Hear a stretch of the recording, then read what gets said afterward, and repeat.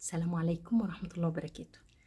أبنائي وبناتي طلاب وطالبات الصف السادس الابتدائي المنهج المصري، أهلا بيكم في فيديو جديد تعليمي من فيديوهات مومة التعليمية. نحن اليوم على موعد لشرح كل ما يخص الأسماء الخمسة، معانيها، لماذا سميت بهذا الاسم، إعرابها وشروط إعرابها. تمام؟ إيه هم الأسماء الخمسة مبدئيا؟ أب، أخ، حم، فو، ذو. لماذا سميت بهذا الاسم؟ ليه الأسماء الخمسة دول بالذات؟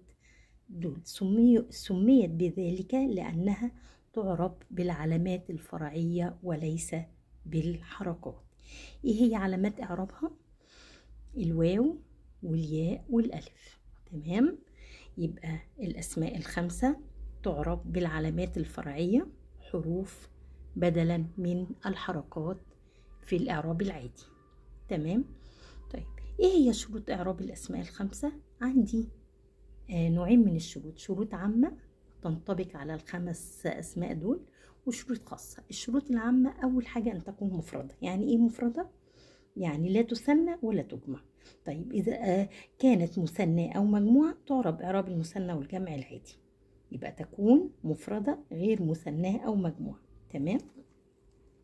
تاني شرط وأهم شرط إنها مضافة لغير ياء المتكلم، يعني أضيفها لأي ضمير ما عدا ياء المتكلم اللي هو أبي، أخي.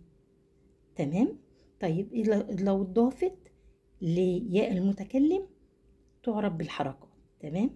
نيجي بقى للشروط الخاصة، ودي موجودين في اسمين من الأسماء الخمسة. ذو بمعنى صاحب. تمام؟ لأن في ذو تاني بمعنى الذي، ودي بدري علينا شوية أول لما نعرفها. تاني شرط من الشروط الخاصة إن الميم بتاعت فم بتحذف، أما إذا بقيت الميم فإنها تعرب بالإيه؟ تعرب بالحركات. طيب لو فقد شرط من الشروط ديت نعمل إيه؟ ما بقتش أسماء خمسة، تعرب بالحركات الظاهرة بدل من الحروف. والحروف دي مجموعة في كلمة واي أو أوي، واو ألف ياء. تمام؟ إيه بقى علامات إعرابها؟ ترفع بالواو، تنصب بالألف، تجر بالياء. تعالوا نشوف الأمثلة.